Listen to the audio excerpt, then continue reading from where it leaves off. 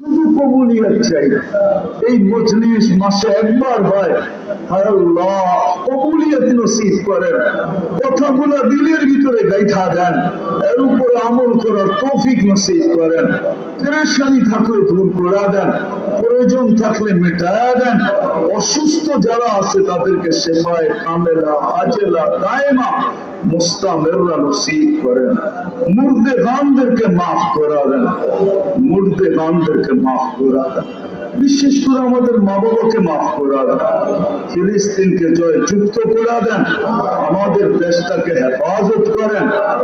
জানি না অনেকে দোয়ার দরখাস্ত করছে, অনেকে করতে চাইছে পারে না, জানি না কার কি আশা আকাঙ্ক্ষা আছে, সমস্ত কিছু কুদরত দ্বারা পুরা করা যায়।